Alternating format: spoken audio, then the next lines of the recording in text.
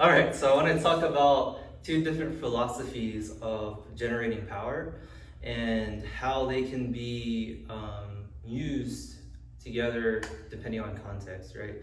So I've been training a lot of Wing Chun, as we know, lately, and a lot of it and a lot of Kung Fu is about moving your body as one unit and using your body weight to generate power. So for example, let's say Gabe throws a punch here and I get to here. Now, if I want to move his arm down, I want to kind of turn my arm and my leg into one solid unit, and I can pull it down kind of with my own body weight, right? So he does it again, I get to here, and I pull in. So that's kind of like you're scooping something in. We see this a lot in some katas and stuff. But another way to think about that, or another philosophy you could do to pull them down, let's say same thing happens here. Now I generate power from the ground up and I pull this way. Sorry. So I'm actually like starting the generation from the power and I pull this way. And you see that also in some variations of the same kata, where some people they throw a round block landing at the same time, and some people kind of twist into it. And then the arguing philosophies, they kind of clash. One is like you need power from the ground up. The other one is you got to use your whole body weight, and it goes kind of top down. But I've been thinking a lot about when you should use it in context, because nothing happens in a vacuum. Everything can be applied correctly if you add context to it. So if, for example, we're going to use some weapons because it's a little more apparent. So what's going to happen is, Gabe, you're going to essentially do this. So you're going to stab at my chest here, right? So you're gonna poke, perfect.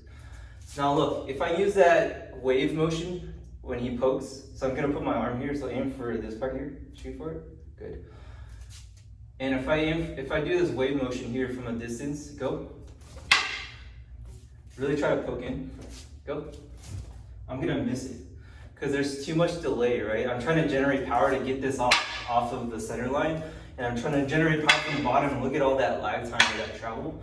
But now if he does the same thing, and I use my entire body weight to kind of just get it out of the way, where everything kind of moves at the same time, that kind of makes more sense here, where you kind of have to put up a wall using your body weight. Do it again, here, versus do it again, here, where I'm like trying to generate power and do that. So this is like kind of like a middle close range, right? But not a clinch range. Now if he steps further away, and let's say I really want to hit it out of the park and I see it coming and there's delay, right? So then I can kind of generate a lot of power to whip it out of the way, right?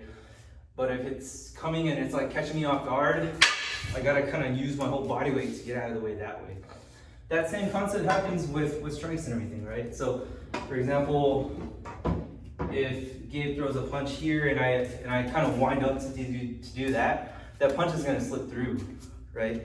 But if I use my whole body weight to just like intercept it and move it across, then it kind of makes sense where you shouldn't be using that chain link analogy, right? A lot of people talk about your body or your fist should be like links in a chain, where energy drives up from the bottom. It's like throwing a ball, right? Energy drives up from the bottom, and it kind of creates this wave.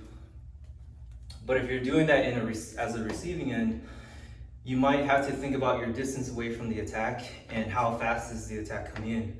Because I could do that from this range here. He throws a punch and I really like snap into that. But if I get close and he throws a punch, I really need to use my whole body weight to get that out of the way. And then maybe then I can use the chain reaction, boom, and throw that punch again, right? So it's like combining the two philosophies and not disregarding one for the other. And that kind of tells you that you should probably drill your katas in both ways, right? There's, of course, the way your instructor taught you, the way you need to test for to do it correctly, standardized towards your organization, stuff like that. And then there's the way you should explore your kata and do your katas in as many ways as possible, because again, you are on your own journey. In the close clinch range, and this is where throws and stuff happens, it kind of makes sense to add the whipping motion. Because look, if I get to here and I just use my body weight, if his body weight is bigger than mine, so what I'm gonna do is I'm gonna step behind here and try to take you down. So don't let me do that. right?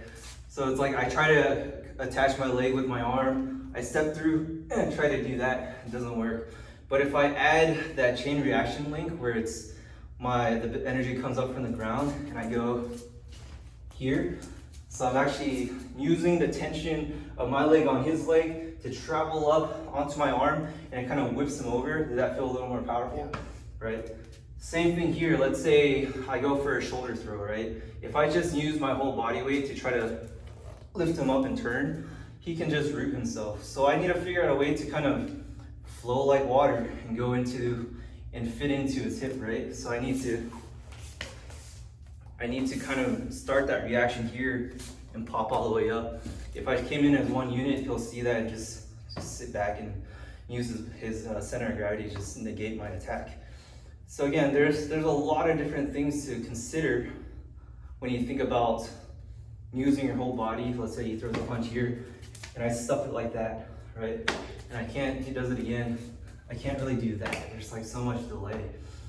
But let's say I stuffed it like I should, boom. Now I use the chain reaction to move it on somewhere else, right? So there's always a way to combine those, and there's always a way to find a positive spin to something that you're not too familiar with. And that's kind of the point of this video. So go train.